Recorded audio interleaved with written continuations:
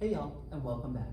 Today we're going to be talking about adding and subtracting fractions. Now, if both of the fractions have the same denominator, it's actually super easy. 2/8 plus 4/8 is the same thing as thinking about two things that are 8s plus four things that are 8s. That gives me a total of 6 things that are 8s. I just keep the denominator the same. I've got 6 things that are 8s. If the denominator is the same, the denominator stays the same all the way across. And I just add the numerators at the top. I've got 6 8s. But sometimes when I'm trying to add and subtract fractions, they have different denominators. And if they have different denominators, I can't just add the numerators together or subtract the numerators from each other because the number on the bottom isn't the same. This is where we have to find the LCD, okay? So what we're gonna do is we're gonna find the LCD of these fractions, and then we're gonna use that to make equivalent fractions. Those are fractions that have the same value, but a different denominator. Then we can add it up just like normal. So let's look and let's find the LCD here. For 1/2 plus 2/6, I can't add them together just the way they are, because the 2 and the 6, my denominators are different. I'm going to make myself a T-chart. I'm going to count by 2s, and I'm going to count by 6s to find my LCD.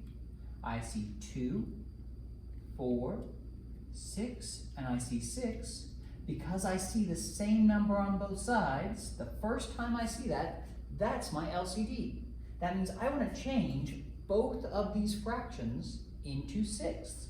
I'd like to change them both into 6ths. Why don't you find out what our LCD should be over here for 5ths and 3rds? Go ahead and pause the video and come back when you found out what our LCD should be. Okay, for 2/5 minus 1/3, I want to figure out what my LCD should be. So I'm going to take my denominators and I'm going to put them into a T-chart. I've got a 5 up here and I've got a 3 over here because I've got the 5ths and the 3rds. Then I'm going to count by 5s and I'm going to count by 3s until I see the same number on both sides.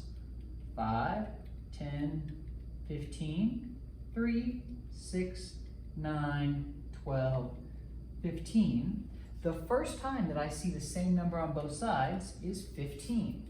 So my LCD for 5ths and 3rds is 15. Now let's look and let's see what we do once we have our LCD. So I had 1/2 plus 2/6. We decided that they should change into 6ths. Well, luckily this one is already in 6ths, so 2/6 gets to stay the same as 2/6. But 1/2 is not 6ths yet. So I have to figure out what did I do to this 2 to make it into a 6. Think in your head, what could you multiply by 2 to make it into a 6? I think I can multiply 3. 2 times 3. If I'm trying to change this, I have to do the same thing on the top. In order to keep them equal, I have to do the same thing on the top. 1 times 3. So now I'm saying 1/2 is really the same thing as 3/6. So if I wanted to, I could come back to my original problem. I could scratch out 1/2 and I could write in 3/6. Now I've got a fraction that has the same denominator. 3/6 plus 2/6, that's going to give me 5/6. All right, so I want you to go ahead and try this one. First, take that LCD of 15 that we found and change these into equivalent fractions. Then try doing your subtraction. Go ahead and pause the video and come back when you've done that.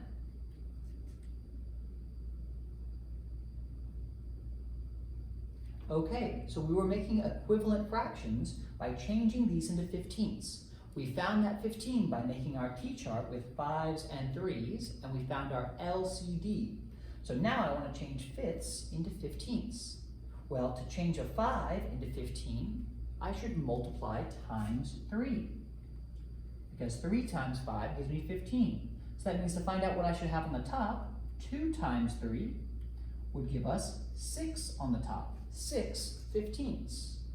Over here, I'm going to do the same thing. What could I multiply times this 3 to give me 15? Well, I could multiply this 3 times a 5 to give me 15.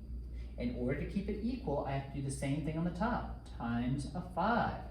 1 times 5 gives me 5/15. That means that if I wanted to come back to my original problem, I can say we decided 2/5 was the same thing as 6/15. I'll scratch it out. 6/15. The same thing for 1/3. We decided that 1/3 is really the same thing as 5/15. So I'm going to scratch it out and I'm going to write in 5/15. Now if I try to figure out what 6/15 minus 5/15 is, that's some pretty easy math.